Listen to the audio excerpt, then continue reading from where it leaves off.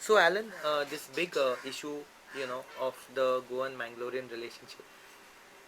If you could explain to us what exactly there is in it, because when I talk to youngsters from Mangalore and ask them, what connection you have in Goa, most of them say nothing, and most Goans likewise think that they have no connection with Mangaloreans.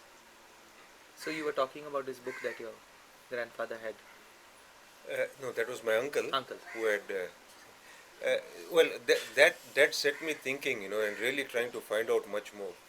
And we know that we came from a place which is about 18 kilometers away from Mangalore called Umzur, and next to that is a village called Frangipet. Frangipet because there were a lot of Firangs. not Firangs. The Goans who came, they were known as Firangs because of the association with the Firangis, I see. who were the Portuguese. And probably some say the third oldest, but it can't be the third oldest, but one of the oldest churches is there, the Church of the Holy Family I see. in Umzur. Uh, and the reason why they landed there is quite simple because uh, as you come to Mangalore and then you take the Netravati, the boats go up to Ferrangipet. Beyond that, it's not navigable for bigger boats. So obviously that was a landing point for going towards the interior.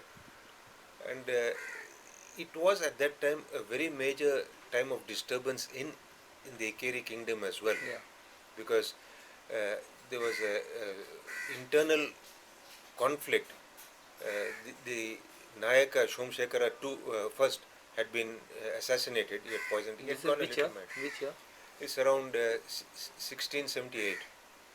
In 1671, he had sought Portuguese assistance, so the treaty was signed. Uh, Before that, around 1650s, the Portuguese had been driven out of Canara by Shivappa Nayaka. They had four forts in Canara. All four were Which four? lost. They had one in Mangalore. They had one at Barcelona, which is Kundapura, and across the island at a place called Gangolin, which was an island, or Ganguli today, Yeah, and in Honavar. I see. All the four forts were lost. The Portuguese were driven out, uh, and the Dutch had a lot to do with this because they instigated I see. Shivappa. I see. And the Dutch, meanwhile, had blockaded Goa in those days. Yeah. So the Portuguese could not send I reinforcements. see.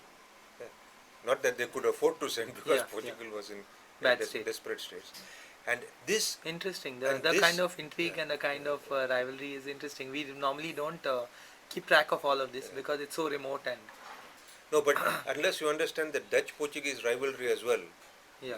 you won't see that Portuguese revenues, because Portugal in Goa drew a lot of revenue from their customs trade, I see.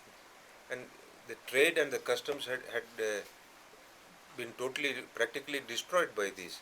Meanwhile, the Maratha invasion started. In 1660s, Shivaji first came because of the problems in north, in Perne and Bisholin. Problems in the sense? Uh, you see, he had taken these two districts, and the Desais from there had crossed over the border into Portuguese territory, into Bardes, and from there they were taking pot shots at the Marathas. So in 1667 he invaded Bardes, and I think he took about 1,000 odd prisoners, including some priests and other things. I see. Then again in 1680, Sambhaji, his son, came up to Old Goa. And the famous story about the Viceroy going to and the St. Francis Xavier. Goencha Sahib. Yeah. What's the name? Goencha Sahib, yeah. Goencha Sahib. Putting the his mace.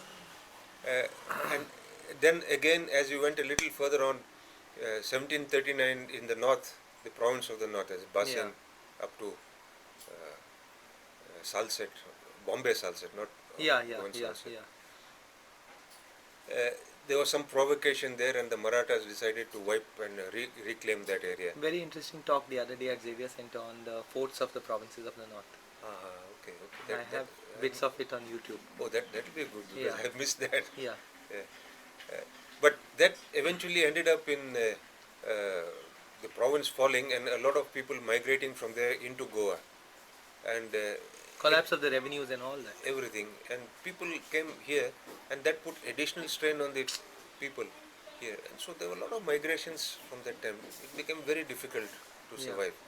Then probably people who are more qualified could talk about the breakdown in the Gaunkari systems from the earlier, because I read some of these extracts in the appendix of Teotino's I see. book, I see. in which they try to prevent.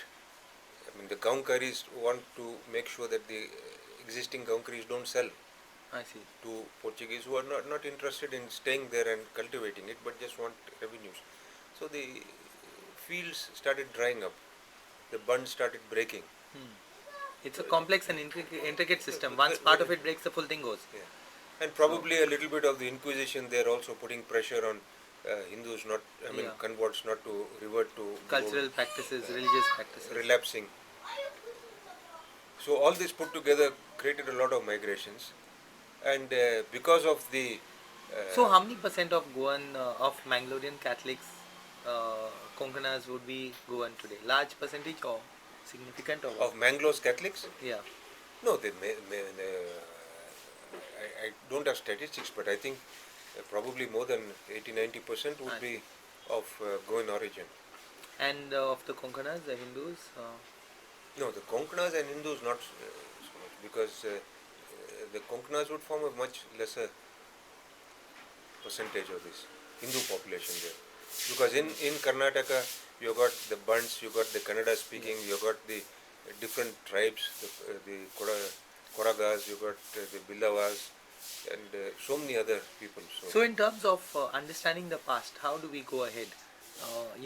What do you advocate as kind of links between Goa and Mangalore to help? This I think the first thing is to have a very open mind and forget all your preconceptions. Go back to as far as possible as original a source as possible, and then build up things. Take facts, link them up together, and if you can't link them up, okay, somebody else in the future will. But by doing this now, you're helping the future historian to. It will take time. The only thing is it's a race against time as well, because you see all the records are deteriorating. People who knew are passing on. are passing on. But I think with an open mind, and again, not just literary sources. You have to take oral sources. You have to take leads from cuisine, from language, I see. and so many other things which gives this. For instance, in Goa you have this Rane Ailo, the maids trying to frighten children, saying if you Yeah. don't perform, the Rane will come, which are real. Now the same thing I just learned the other day. My brother told me that my mother used to say, when she was a child, they say Kodgo eta.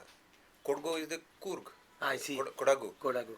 Now if you look at history, Tipu had devastated Kurg. Yeah. And the Kurg Raja's lands, a lot of people had gone. So his economy was down. Once the British took over, he was conducting raids on the districts of South Canara and taking people from there. I see. And it was a real threat. And in 1837, it was such a serious threat that the British in Mangalore ran away I see. to Tellicherry. And the troops had to be brought from Tellicherry. And I think that is the time when my immediate ancestor, which is my grandfather's grandfather, I see. left Omzur and came to Mangalore. I see. And he came because there was nothing. You see, they came back with nothing. They were obviously tillers of the soil. So if, plus the British at that time were trying to assess what revenue they could claim, because there were no records for these. I see. And there was a coup rebellion in 1831.